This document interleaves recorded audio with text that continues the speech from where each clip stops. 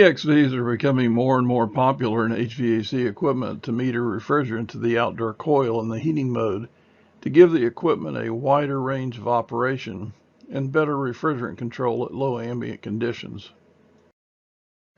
The EXV is a really simple design, which probably lends to the fact there's been very little failures of EXVs over the years that they've been out in the field. It consists of a metal body that houses the needle valve that meters the refrigerant, and a stepper motor that surrounds the body that causes the needle valve to move up and down within the body of the valve. The EXV is usually used to meter refrigerant to the outdoor coil in the heating mode, although there have been some that have been used now on indoor coils in the cooling mode. A 12-volt DC runs the motor, and usually the stepper motor has 475 steps from open to close to give exact metering of refrigerant to the coil. The motor portion of the EXV pushes down on the body of the EXV and has teeth that hold it onto the shaft. When you're troubleshooting, make sure the motor portion is pushed all the way down onto the shaft. Also, double check the plug and the wiring harness for a good connection. This is one of the weak points on these EXVs and is usually the problem, that the harness or the pins are not making good connection to the EXV.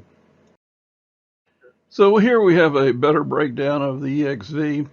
The motor body that we've talked about that goes over the shaft. And then we have the wiring harness that plugs into the side of the motor. And then you have the plug that plugs into the control board. So the wiring harness and the plug that goes into the control board are two places that you want to make sure that you're getting good connection and good signal to the EXV motor.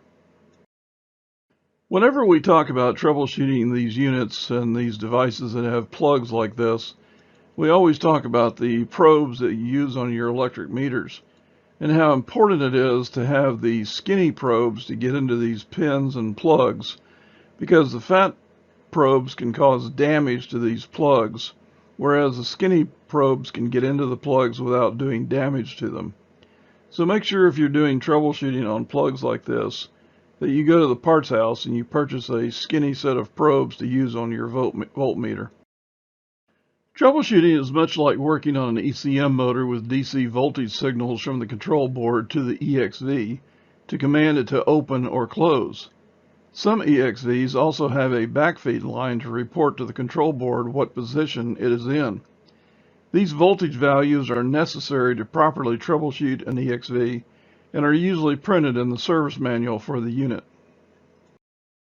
Today, electronic valves are used in many applications and for a variety of things.